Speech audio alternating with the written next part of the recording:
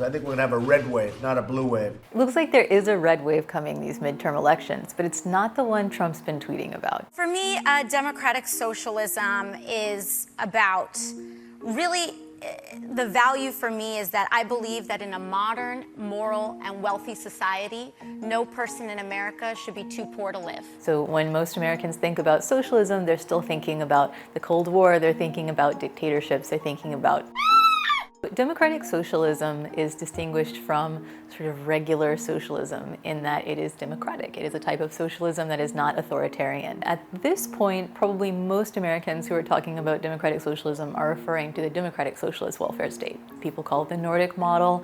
This is just a series of institutions like old age pensions, child allowances, universal health care, universal education. Pull up YouTube, take a look at how things are going in Sweden, Finland, Denmark, Norway, the United Kingdom. I lived there for a year. Not totalitarian, not scary. One of the arguments against forming kind of a Nordic-style welfare state in the United States is that our population is too diverse. They say, well, the Nordic states, they're kind of Volkish, you know, they all pull together because they're homogenous in a certain way that the United States is not. You know, the answer is that we already have several programs that are quite similar in the way they're structured to Nordic welfare programs. Social Security is one of them, universal public education is another. We don't even think about these programs as being universal public welfare programs, but that's what they are. We're used to thinking about means-tested welfare programs like SNAP, which is Supplemental Nutrition Assistance Program, or food stamps. Those programs tend to be very divisive, and they specifically tend to be divisive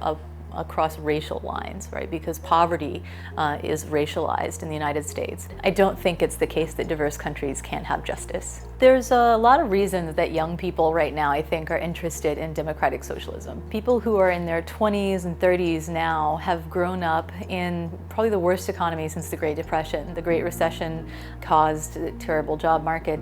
Caused a lot of young people to lose opportunities in terms of advancement. They're suffering from a lot of student debt. That's not just personal. It's not just, well, how do I get ahead? It's how do we make this a better system? The first past the post system in the United States that set up this sort of two-party duopoly make it very difficult to have any kind of insurgent campaign for a third party or independent party. What Bernie did was, instead of running as an independent, he ran in the Democratic primary and tried to pull people who were interested in voting for Democratic candidates leftward. People's views change over time. There's clearly a demand and an interest in the public for seeing these kinds of views represented. And I think that you're probably going to see a lot more of that. The fact that candidates like Ocasio-Cortez are campaigning as open democratic socialists and saying, well, let's address some of these big issues. Let's move the party left.